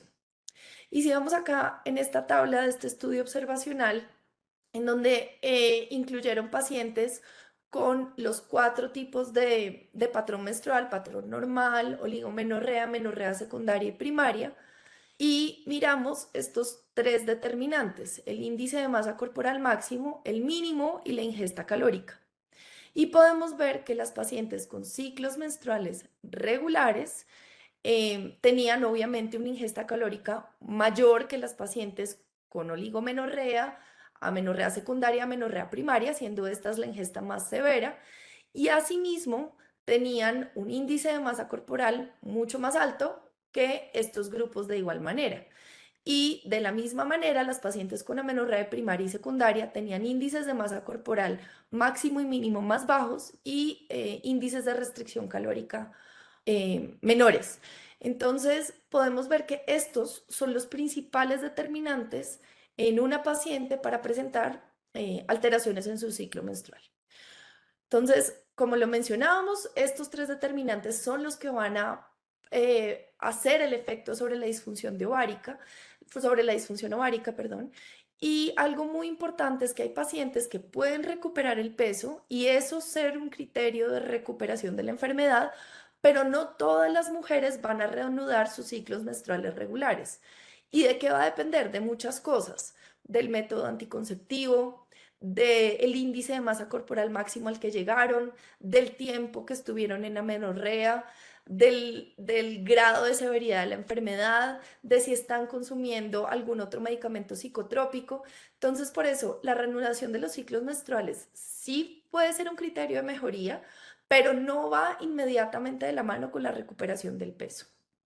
Otros factores pronósticos de recuperación de amenorrea, como les mencionaba, era la duración de la enfermedad. Cuando esta supera los 5 años, tiene peor pronóstico para que se pueda recuperar, y la severidad de la psicopatología asociada, porque obviamente a mayores síntomas basales psicológicos, pues va a haber una recuperación más lenta de los ciclos menstruales regulares, que tiene que ver con toda la regulación del eje hipotálamo, hipófisis, ovario, en relación con los niveles altos de cortisol. Y en el otro espectro están las mujeres que tienen síndrome de ovario poliquístico, y sabemos que existe una asociación entre ovario poliquístico y bulimia. Este metaanálisis publicado en 2020 encontró un odds ratio de 1.37 para aumento de riesgo de bulimia en mujeres con síndrome de ovario poliquístico. Y hay varios estudios que han reportado que ciertos factores fisiopatológicos, digamos que la plausibilidad biológica para explicar la relación entre ovario poliquístico y bulimia, es porque la resistencia a la insulina, el hiperandrogenismo y la hipercortisolemia van a generar un círculo vicioso para favorecer las conductas purgativas en estas pacientes con bulimia. Y adicionalmente, como lo sabemos, las pacientes con síndrome ovario poliquístico tienen un riesgo cardiometabólico aumentado, que también ocurre en las pacientes con bulimia. Con respecto a la salud ósea, entonces en esta gráfica podemos ver los diferentes integrantes que participan. Estamos, por supuesto, el tejido adiposo, las glándulas suprarrenales, los ovarios, el estómago y el hígado. Digamos que los principales determinantes de la alteración de la salud ósea, uno de los principales es la disminución de la leptina, el aumento del cortisol, la disminución del factor similar a la insulina, que se va a empezar a disminuir porque empieza a haber una resistencia a la hormona de crecimiento, y al haber resistencia se empiezan a aumentar los niveles de la hormona de crecimiento y los niveles de insulina no se suben. Y como sabemos, de insulina, no, perdón, del factor similar a la insulina. Y este factor similar a la insulina es un factor anabólico para el hueso. Y adicionalmente los niveles de estradiol bajan. Estos 4 elementos son los que explican por qué las pacientes con anorexia tienen mayor riesgo de disminución de la densidad mineral ósea. Y los factores pronósticos que van a determinar, digamos, una mayor afectación en la salud ósea va a ser, por supuesto, la edad al momento del inicio de la enfermedad. Y de hecho esa es la principal razón por qué el tema de la salud ósea es tan importante en las adolescentes, porque entre más temprano aparezca el trastorno de alimentación y más temprano aparezca la amenorrea, la maduración ósea no se ha completado y va a haber mayor afectación en la densidad mineral ósea. El tiempo que duren con un índice de masa corporal bajo y el pico de masa ósea que hayan logrado alcanzar para el momento en que se instaura la enfermedad. Como resultado, estas pacientes pueden tener desaceleración de la curva de crecimiento, una reducción en su talla final, aun cuando recuperen el peso, y suelen tener sintomatología osteomuscular generalizada, dado por mialgias, limitación física, incluso defectos posturales. El factor más importante para mejorar o reversar la pérdida de masa ósea es la recuperación del peso corporal. Ya una vez se recupera el peso, la reanudación de ciclos menstruales también va a mejorar, pero el principal factor determinante de mejoría de la masa ósea es la recuperación del peso. Entonces, con respecto a la osteopenia en pacientes con anorexia, en este estudio en el que incluyeron pacientes también de los 4 grupos de los trastornos de alimentación, podemos ver que la densidad mineral ósea en pacientes con anorexia podía llegar a osteopenia hasta en el 50% de las pacientes. En pacientes con bulimia, digamos que no es tan elevado, pero no es cero, y de ahí recordar nuevamente los diferentes espectros de presentación. Pero acá lo más importante es ver cómo cuando las pacientes entran en remisión de la anorexia, pueden tener una recuperación importante de su densidad mineral ósea. Y cuando hablamos de salud ósea, por supuesto, tenemos que hablar de la terapia de reemplazo hormonal. Entonces, existen varios estudios clínicos, revisiones sistemáticas, estudios observacionales que no han encontrado una mejoría de la densidad mineral ósea en adolescentes cuando se administran anticonceptivos. Y esto tiene que ver con lo que hablábamos del factor similar a la insulina, porque como los anticonceptivos tienen un efecto de primer paso hepático, pueden a través de ese efecto disminuir más los niveles del factor similar a la insulina, que ya de base está reducido en pacientes con anorexia. Y si le sumamos adicionalmente que los anticonceptivos aumentan los niveles de la globulina transportadora de hormonas esteroideas, pues se disminuyen aún más los niveles fisiológicos de estrógenos, produciendo un nivel mayor de hipoestrogenismo y un nivel mayor de disminución de la densidad mineral ósea. Y algo supremamente importante en las pacientes que no han alcanzado sus criterios de talla final, en las adolescentes jóvenes, los anticonceptivos pueden producir un riesgo de cierre epificiario prematuro. Entonces, se deben usar con mucha cautela. La otra alternativa que se ha planteado es el uso de estradiol transdérmico, que en algunos estudios ha demostrado mejorar la densidad mineral ósea y pues por su medio de administración transdérmico, pues no va a tener un efecto de primer paso hepático como los anticonceptivos orales. No hay muchos estudios grandes respecto a esto. Este metaanálisis publicado en 2021 es el más reciente y hasta ahora el más grande en evaluar esto. Se incluyeron 9 estudios clínicos para una muestra total de 770 pacientes. Incluyeron estudios de anticonceptivos orales combinados, de estrógenos conjugados y de suplencia con estradiol transdérmico. Los estudios de estradiol transdérmico reportaron un aumento en la densidad mineral ósea. Sin embargo, al hacer el análisis agrupado en el metaanálisis, no encontraron diferencias en la densidad mineral ósea entre el grupo control y la intervención con ninguno de estos. Sin embargo, digamos que esta conclusión hay que hacerla con cautela porque los 9 estudios eran heterogéneos en el tipo de poblaciones, habían pacientes con trastornos de alimentación derivados de exceso de ejercicio, otras más relacionados con temas psiquiátricos, otras con diagnóstico puro de anorexia nerviosa, y los criterios de amenorrea hipotalámica funcional eran diferentes entre los estudios. Muchos estudios tenían un tamaño de muestra pequeño y las formas de administración y la dosis diferían entre estudios. Entonces, digamos que a partir de este metaanálisis, lo que podemos decir es que el estradiol transdérmico sí podría ser una buena alternativa, pero a la fecha hacen falta más estudios y no lo podemos recomendar de rutina en todas las pacientes. Otros tratamientos que están en estudio, pero todavía no tienen evidencia suficiente, son la administración de factor similar a la insulina en conjunto con anticonceptivos orales, la administración de DEA, la administración de bifosfonatos, teriparatide, y así hay muchos más estudios en curso, pero a la fecha ninguno ha demostrado diferencias estadísticamente significativas y no se pueden hacer recomendaciones para poderlos pues utilizar. Con respecto a la anticoncepción, es muy importante saber que en las adolescentes en general, pero sobre todo en este tipo de pacientes con trastornos de alimentación, se han reportado tasas más altas de embarazos no planeados y generalmente tiene que ver por un uso inadecuado de los métodos de planificación, por la psicopatología basal, por las comorbilidades que tiene la paciente, por la dificultad con la ingesta de administración de estos anticonceptivos.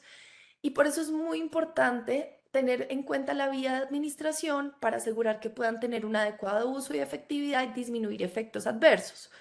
Por ejemplo, los anticonceptivos orales no van a ser una buena alternativa en pacientes con conductas por atracones y purgativas, porque estas pacientes ya de base tienen síntomas gastrointestinales marcados y el consumo del anticonceptivo se va a ver afectado por las conductas purgativas y los múltiples episodios eméticos, reflujo gastroesofágico, alteraciones hepáticas que pueden tener estas pacientes. Otro elemento muy importante, las pacientes, por ejemplo, con anorexia nerviosa, pueden tener por la baja ingesta mayores síntomas gastrointestinales por consumir estas pastillas con estómago vacío y tener esofagitis y otros síntomas similares. Entonces, la vía de administración es fundamental. Y lo que decíamos nuevamente por el impacto en la salud ósea que tienen los métodos hormonales combinados en las adolescentes. Entonces, por eso la primera línea que recomiendan todas las guías en adolescentes en general, pero sobre todo en las pacientes que tienen trastornos de alimentación, son los métodos de larga acción. Y aquí hago una anotación adicional, y es que en las adolescentes nos encanta también usar los hormonales. Digamos que los implantes subdérmicos se podrían pensar, aunque a veces las pacientes no les gusta por el tema que lo asocian con un aumento en el peso, pero los sistemas liberadores de levonorgestrel intrauterinos sí se tienen que usar mucho cautela en estas pacientes, no por ser en adolescentes, no por ser nulíparas, sino porque se ha encontrado una asociación con exacerbación de los síntomas psicopatológicos relacionados con la ansiedad y la depresión. Entonces, digamos que aunque los LARC son el criterio de pues, la primera línea en estas pacientes, los sistemas liberadores de levonorgestrel se tienen que usar con mucha cautela en estas pacientes y de pronto hay que pensar de pronto en otras opciones. Y con respecto a la salud reproductiva, no hay nuevamente muchos estudios que lo hayan evaluado. Hay algunos estudios observacionales, pero son pequeños, el tamaño de muestra no es muy grande, el seguimiento a varios años también es difícil, sobre todo si lo piensan que son mujeres que tienen diagnóstico de su trastorno de alimentación en la adolescencia y el tema de su salud reproductiva lo van a ver mucho más adelante. Pero en particular, esta revisión sistemática y metaanálisis que revisó 1.186 estudios, incluyó finalmente solamente 5 estudios porque habían muchas dudas metodológicas con los demás estudios, con la homogenización en los criterios diagnósticos, en el seguimiento.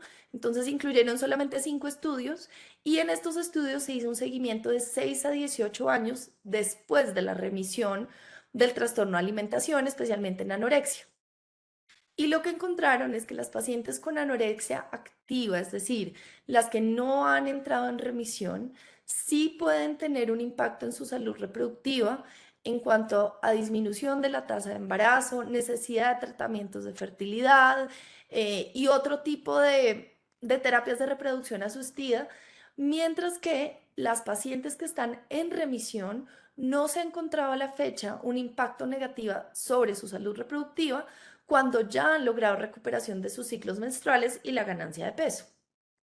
Entonces, teniendo todo esto en mente de lo que hemos hablado, antes de la primera línea de manejo, lo primero que tenemos que tener es en la cabeza para, en el anamnesis de esas pacientes y en el examen físico, tener la manera de identificar estas banderas rojas y tener la habilidad y la inteligencia emocional para saber cómo llevar la conversación con la paciente para que se sienta segura y poder identificarlo. Entonces, siempre tienen que tener un terapeuta especialista en trastornos de alimentación, que generalmente va a ser un psiquiatra, y esa persona va a ser el líder del manejo. Y siempre acompañado por un manejo multidisciplinario, por ginecología, nutrición, psicología y todas las, digamos, disciplinas que sean necesarias según las comorbilidades de la paciente. Como les dije, uno de los primeros objetivos del tratamiento es la recuperación del peso. Dentro de los paraclínicos, por supuesto que tenemos que hacer diagnóstico diferencial con patologías diferentes cardiovasculares, endocrinológicas, metabólicas, gastrointestinales. Se deben hacer todos los estudios relacionados con la malnutrición y de las complicaciones asociadas de estas pacientes. Y la suplencia de vitamina D y el calcio es muy importante porque aunque no mejoran, hasta ahora no se ha visto que aumenten la densidad mineral ósea, sí previenen a futuro que estas pacientes puedan tener osteoporosis. Entonces, dentro del estudio paraclínico y la suplencia de medicamentos se debe incluir vitamina D y el calcio en lo posible, siempre es mejor el calcio dietario, pero se debe asegurar niveles de calcio suficientes y si no, iniciar una suplencia.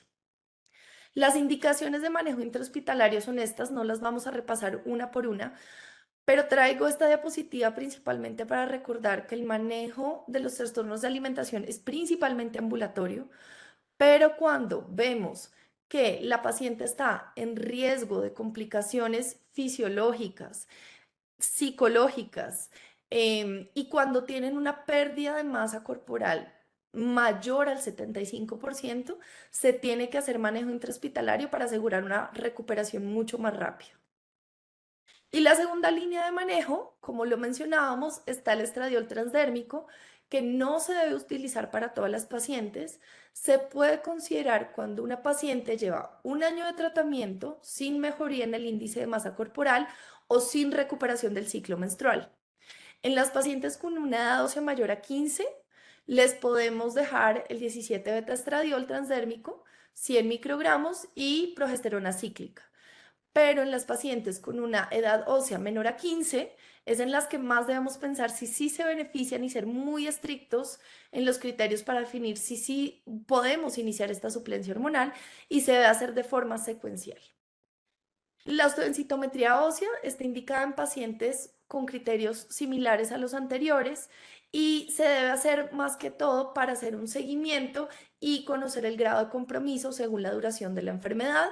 Aquí recordar que no existen tablas para adolescentes, y por eso no evaluamos nunca el Z-score, sino el T-score, sino el Z-score. Entonces, ya para terminar, les quería dejar estos mensajes muy importantes de lo que hemos hablado. Independiente del trastorno de alimentación, existen patrones variables de disfunción menstrual y la menorrea no es un criterio diagnóstico. La asociación entre bulimia y SOP existe y genera muchos retos en el diagnóstico y manejo. El manejo multidisciplinario, dijimos, es la primera línea, la recuperación del peso corporal. Sí, reanudar los ciclos menstruales es importante, pero no es el primer objetivo. La edad al momento de inicio de la enfermedad, el índice de masa corporal más bajo durante la enfermedad y la duración son los determinantes más importantes de la osteopenia en pacientes con anorexia, y por eso apuntar a recuperación de peso y duración de enfermedad más cortas son fundamentales. Y como habíamos mencionado, la terapia de reemplazo hormonal se debe individualizar cada paciente y no es para todas las pacientes. Muchísimas gracias a todos y estaré atenta a las preguntas. Ángela, muchísimas gracias por su excelente conferencia y sobre todo haber abordado un tema tan complejo y haberlo hecho de manera tan práctica y hacer más fácil lo difícil. Bueno, tenemos varias preguntas, pero yo voy a consolidarlas en áreas del tiempo. Primero quisiera invitarlos a todos para que nos acompañen con su cámara, micrófono, y a la doctora Andrea von Hovelin. Bueno, primero hay un comentario por parte del grupo del auditorio donde le están dando las gracias por haber abordado el tema y haber considerado el lenguaje adecuado, porque no toda la sociedad médica ni la comunidad tiene clara la terminología y tampoco la estratificación en la definición de la diversidad de género. Ese creo que es un comentario muy positivo, porque tenemos que comenzar a pensar, a ponernos de acuerdo en los términos, qué es lo que es normal y lo que no lo es. Hay una pregunta específica para la doctora Andrea von Hovelin, y es un poco, ¿qué tan frecuente es la disfunción sexual en los jóvenes diversos? Perdón, ¿qué tan frecuente es qué cosa? Es la disfunción sexual. Disfunción sexual, así Digamos, como alteraciones, la disfunción sexual, digamos, son las alteraciones en en general, la digamos. función sexual. Ujú. Ya. Bueno, primero agradecida del comentario, del agradecimiento. Efectivamente creo que es algo que nos falta mucho incorporar. La pregunta lamentablemente no la puedo responder porque como las personas pertenecientes a la diversidad sexogenérica, la verdad es que le han interesado muy poco la ciencia en todos estos años y espero que eso cambie, obviamente. Prácticamente no hay estudios que reflejen ni siquiera su existencia, perdón, estoy teniendo problemas con la luz, claramente. ni siquiera tenemos, por ejemplo, si alguien me dijera cuántas personas trans o cuántas personas homosexuales hay en cada país, ni siquiera sabemos eso. Y dentro de las poblaciones pertenecientes a la diversidad sexogenérica existen muy pocos estudios y habitualmente los estudios apuntan a cosas muy medibles, digamos, por ejemplo, prevalencia de VIH, prevalencia de vaginosis bacteriana en mujeres lesbianas, eso por algún motivo a alguien le interesó, ese tipo de cosas.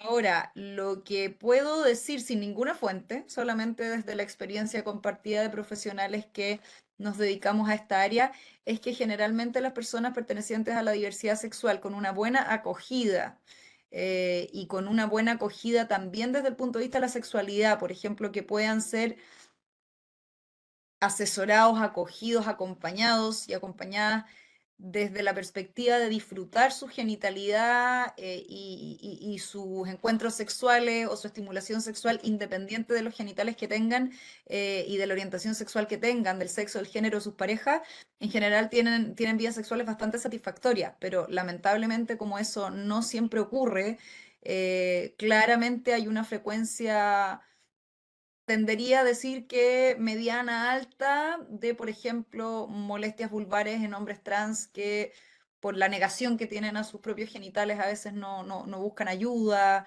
ese tipo de cosas, pero la capacidad de disfrute está absolutamente conservada y ahí a lo que tenemos que apuntar es a que puedan tener la asesoría para tener una sexualidad placentera y segura desde temprana edad, pero no me puedo matricular con cifras, lamentablemente. Bueno, muchas gracias, Y si la doctora sexología Andrea. ya nos cuesta a los ginecólogos, imaginémonos lo que es las consultas de sexualidad en personas de la diversidad sexogenérica. Yo creo que ahí la mayoría de nosotros tendría un momento así como ese emoji que le explota la cabeza y nos quedaríamos bastante sin repertorio. Todo por descubrir. Así es. Para el doctor Eduardo Gil, voy a resumir las dos preguntas en una sola porque me parece que a la larga están queriendo preguntar algo muy de lo mismo. Dice, la enfermedad pélvica inflamatoria en niñas, ¿a qué edad se presenta y cuáles serían sus síntomas?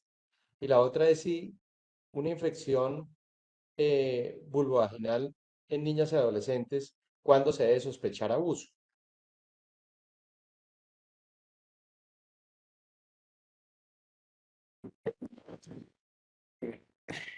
Muy buena pregunta. Es muy raro que encontremos una infección ascendente en niñas, ¿verdad? Una infección pélvica inflamatoria en niñas. Lo pocas veces que he visto, lo que he visto realmente era por malformaciones, un síndrome de Ogira, en la cual hizo más que EPI, fue un acceso tubovárico secundario, una sepsis por una piel. Entonces, al entrar estaba el útero rudimentario dilatado por, cuando entramos a la paroscopía pulsamos si era pus, correcto, pero no fue propiamente una infección ascendente, fue un acceso tubovárico por diseminación hematógena. Al menos, como pasa a la segunda parte de la pregunta, que ya un tema de abuso sexual. El diagnóstico es bien complicado. Cuando es un abuso sexual obvio, con penetración, se va a ver, o sea, un abuso sexual crónico. Pero acuérdense que los abusos sexuales puede ser, no necesariamente implican una estimulación, una penetración vaginal.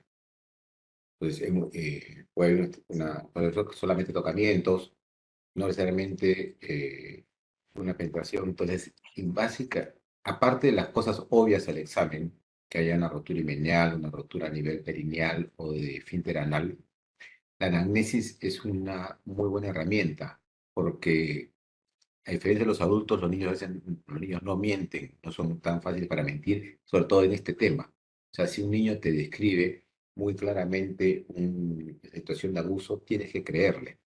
Entonces, ante la duda, si tienes hallazgos que te sugieran y tienes una anamnesis que apunta, que el niño te refiere a un abuso sexual, mi sugerencia es mandarlo al área donde tratan estos temas, porque hay gente especializada y te la sacan en una. O sea, tienes psicólogos en los cuales estás en juego de imágenes que dibujen y son así unos genios, ¿no? O sea, el niño dibuja de repente los pajaritos con el pico más largo, o el tema como dibujan la imagen familiar, la imagen paterna, materna, o sea, hay herramientas muy finas y muy precisas para ayudarnos a detectar abuso sexual infantil. Entonces, mi sugerencia es, si tienen hallazgos que les parezca, y sobre todo la anamnesis te apunta, derivarlo al área especializada en esto. Perfecto, muchas gracias. Finalmente, para la doctora Ángela, hay dos preguntas. La primera es, ¿a partir de qué edad se puede presentar un trastorno de alimentación? Y la segunda es, ¿qué estrategias asertivas desde el ginecólogo pueden impactar en la conciencia de enfermedad para la paciente?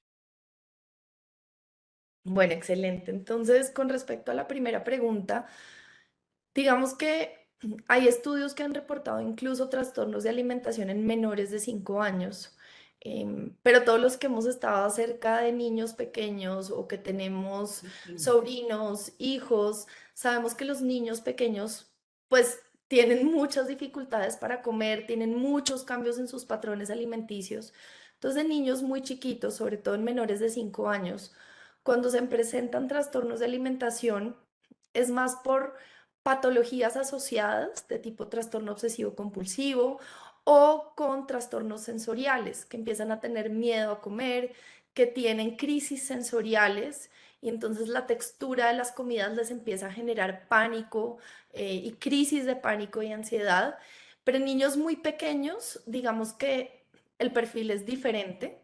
Usualmente ya en la edad escolar y en la adolescencia, es más frecuente en la adolescencia y la proporción de hombres a mujeres es 1 a 10, o sea, es más frecuente en mujeres, pero esa prevalencia mayor en mujeres también puede ser por subregistro porque cada vez más encontramos que se reportan más y más casos de este problema en los hombres. Y con respecto a las estrategias asertivas de cómo generar esa conciencia en las pacientes, digamos que en las que no tienen un trastorno de alimentación, haciendo las mismas preguntas para hacer la conciencia. Y vuelvo al mural que puso la doctora Andrea de reconocerse, no me acuerdo la frase exacta, pero es más que todo empoderando a las niñas y adolescentes en amarse y reconocerse por cómo son, por su estructura física, por su fenotipo. Entonces, digamos que yo creería que ese sería el primer paso cuando uno ve niñas y adolescentes para empoderarlas y concientizarlas de la importancia de su salud, incluso para verse más bonitas, para estar más activas, para tener más energía.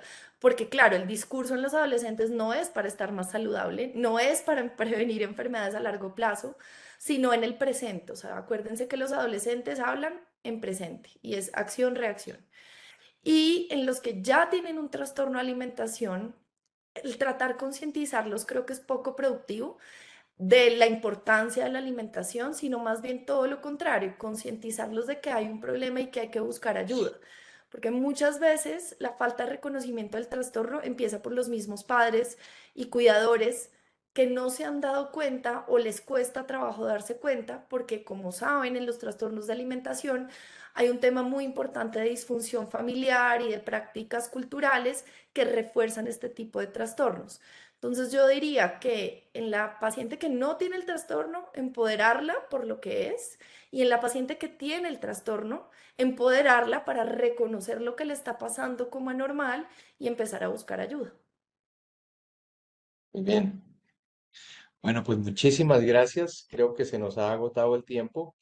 Agradecerles todos por su participación y quisiera darle la palabra al doctor Maco Duque para que cierre este evento de gran éxito.